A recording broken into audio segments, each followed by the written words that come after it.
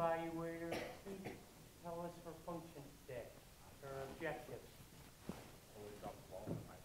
I thought I was evaluating kind of black. I was off the hook. Let's see what Joan's up to today. Yes, ma'am. Joan is speaking from the Competent Communicator Manual, project numero 8. Her objectives are to select visual aids that are appropriate for your message in the audience and to use these visual aids correctly with ease and confidence. Speech time, 5 to 7 minutes. 10 to 12. 10 to 12. She is talking for 10 to 12 minutes. Is the projector still on? Yeah. Joan, well, she's an expert patient for dentistry.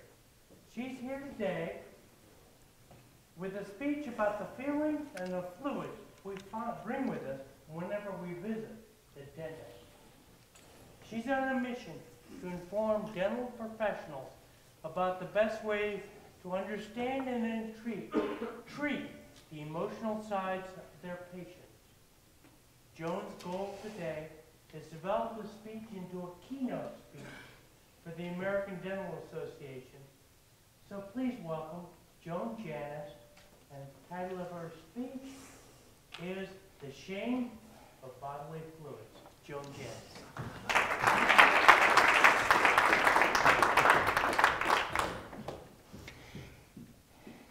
If you don't know me personally, and you haven't been up close, you probably don't know that I was born with a cleft palate and cleft lip. This qualifies me to speak to dental professionals. Why? I have probably spent more time in the dental chair, in the orthodontist's office, in the surgeon's office than anybody else in the room. I'm uniquely qualified to talk about the shame of bodily fluids. I have identified from this fact I've been hearing all my life that we're made of 90% water. I looked it up on Google. Google says 60% water. 60% water.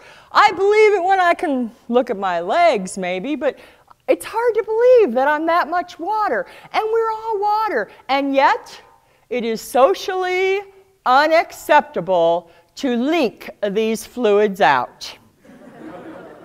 Have you noticed? I've identified that the fluids become less socially acceptable as you move down the body. The most socially acceptable fluid is tears.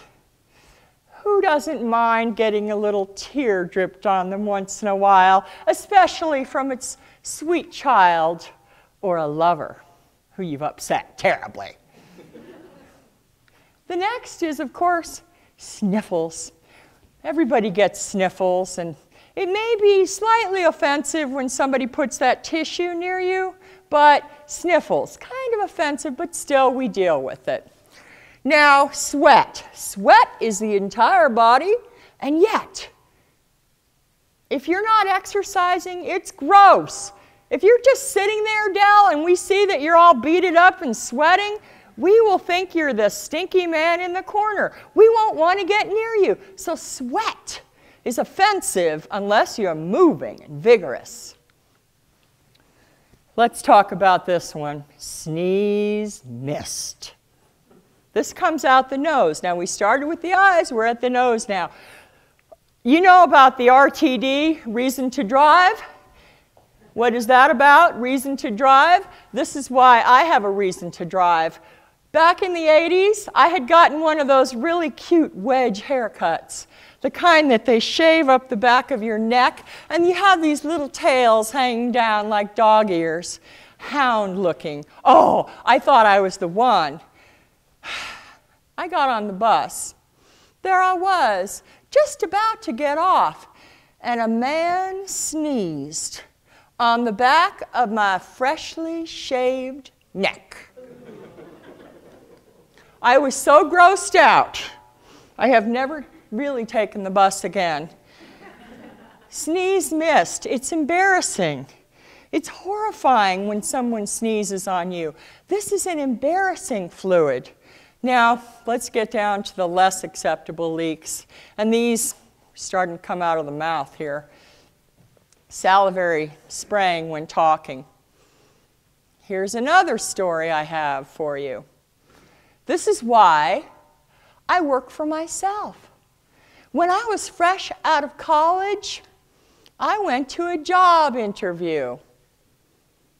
It was with a man who sprayed as he spoke to me across the desk. I was the interviewee. I thought I wanted the job, and so I dodged and weaved and ducked as much as I could, but I found myself doing this quite a bit. At one point, it hit the wall because a tiny microbead of saliva came at me. I could not avoid it. It actually hit me on my eyeball. I recoiled in horror, and he saw me. That was the end of that interview. Didn't get the job, needless to say, and decided I wouldn't want to work there because, you know, I'd have to be subject to being sprayed upon all the time if I worked with that man. Runny nose, snot. We don't like this. If you sneeze and you haven't covered it and it starts running out your nose, this is really embarrassing. This is humiliating. You may not be able to face the people again if this happens to you. Now, here we go. Spitting, I have to mention, is location dependent. I've been in the South, and there are people all over there just, as a matter of course, just spit on the ground as they're walking down the street. In Denver, I know all of you have manners and wouldn't do such a thing, but I have seen some things on the ground outside the Costco. I know there are people from the South up here in Denver doing this behavior. Phlegm, this is the worst. It's far worse for me to imagine a bit of phlegm getting on my eyeball than that one microbead of spit that time. Phlegm. Have any of you seen a Robert Duvall movie where he's coughing and coughing and coughing? I think he might have cancer, some terrible lung disease, coughing the lung out. He coughs and coughs, and then he wipes his mouth with a really gnarly tissue, and then he leans in and says to his employee, "I didn't get any on you, did I?" Oh, that is the absolute worst for me, thinking about that. Now, as dentists, you deal with a lot of these fluids. A lot of times, I mean, you live and swim in a sea of saliva on a daily basis. But blood is something you occasionally deal with. And blood is totally unacceptable for us to leak out, spray out, ooze out, dribble out. It's not cool. And of course, vomit. The ineffable horror of vomit, right? Nobody wants to vomit on anybody. My friend Cheryl, she's from Nebraska, really nice lady, really nice, sweet. Do you know, every time I'm in the car with her, and we're driving down County Line Road, she looks over at this store and she said, "You see that Massage Envy over there?" I say, "Yes. That used to be the dental office where I threw up in high school." She can't let it go. She reminds me every time. Did she ever go back? No. And sometimes I laugh. And when she throws her head back and laughs, I see that little gap where her tooth should be. But she got sick when they were taking the mold, and she never could face going back and getting that bridge. One time, I had a horrible, embarrassing leak of my own. In fact, it wasn't so much a leak as it was under high pressure. This is what happened. I had had reconstructive surgery on my face. And there was a tube that went from my nose down into my stomach that was to suction the blood out after the surgery. The tube had gotten clogged. Who knew? The nurses told me that my husband was coming to visit. And so they brushed my hair. They put a fresh gown on me. They changed my bed. They put on floral sheets even. I felt really good. I was so excited to see Jeff when he got there. But at the exact moment that Jeff arrived, the nurse raised my bed up.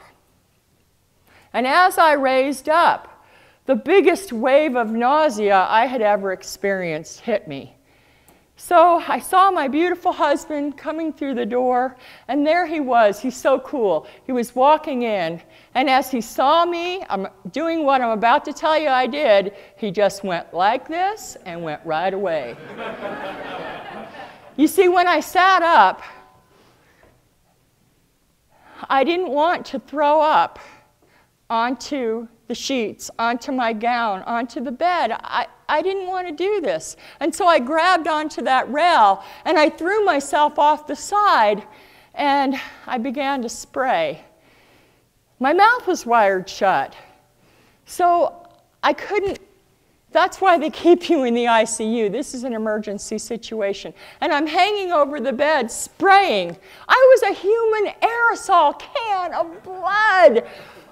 The nurse who was on duty grabbed me, pushed me back on the bed, and you can imagine my shame, my humiliation, my devastation. I wanted to die. I wanted to die. I kept saying, "I'm sorry."